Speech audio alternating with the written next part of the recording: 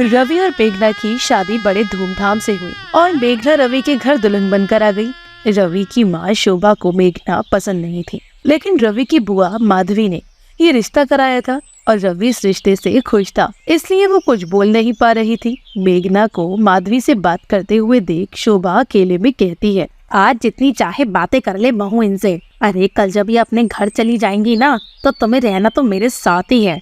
अरे फिर दिखाती हूँ तुझे सास क्या होती है। अरे ये तो दहेज भी लेकर नहीं आई, वैसे तो मजा चखाना पड़ेगा। 2 दिनों के बाद रवि माँ से कहता है, माँ कल शिमला जाने वाले हैं, याद है ना आपको? आप अकेली रह लेंगी ना, या मैं बुआ जी को वापस बुला लूं, या फिर आपकी किसी दोस्त को? अरे बेटा किसी को बुलाने की जरूरत नहीं है। अरे तुम जब ऑफिस के टूर के लिए जाते थे, अब मैं अकेले ही तो रहती थी। अरे तुम दोनों निश्चित होकर जाओ। अगली सुबह जब मेघना और रवि शिमला जाने के लिए तैयार हो रहे थे, तभी शोभा कहती है, हाय राम, मर गई रे, हे भगवान ये क्या हो गया। शोभा की चीख सुनकर मेघना और रवि भागकर अपने कमरे से आए। शोभा जमीन पर गिरी हुई थी। तब रवि माँ से पूछता है, माँ क्या हुआ, तुम गिर कैसे गई?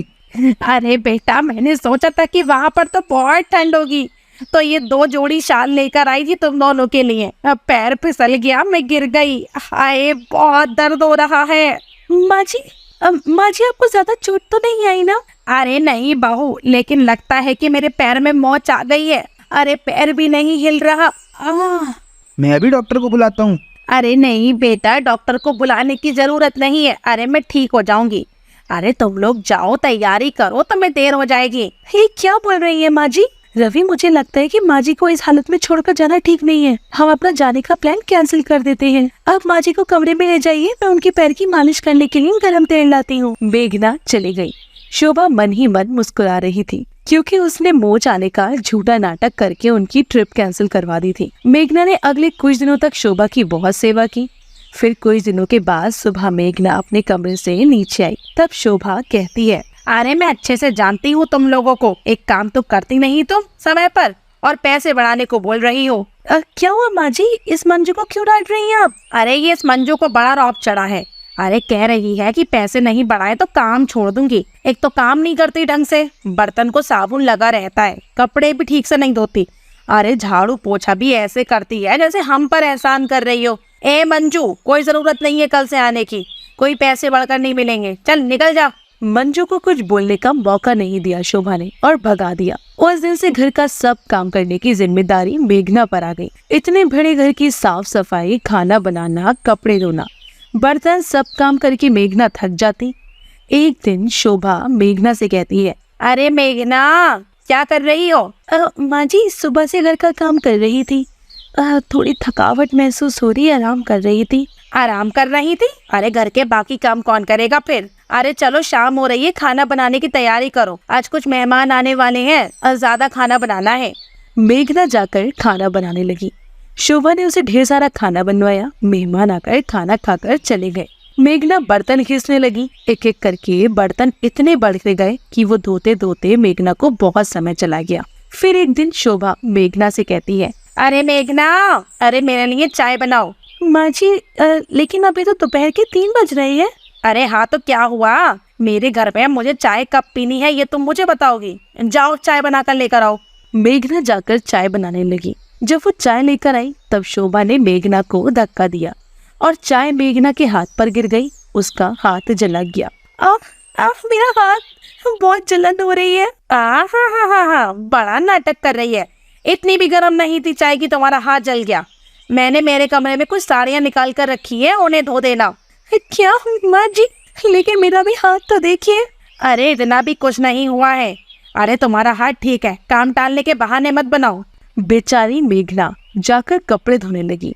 शाम को रवि आता है और मेघना से पूछता है, अरे मेघना तुम्हारे हाथ को क्या हुआ? अरे कुछ नहीं हुआ बेटा, बस थोड़ी सी चाय गिर गई थी। अरे इतनी चिंता करने की जरूरत नहीं है। शोभा आए दिन मेघना को परेशान करने के बहाने ढूंढती थी।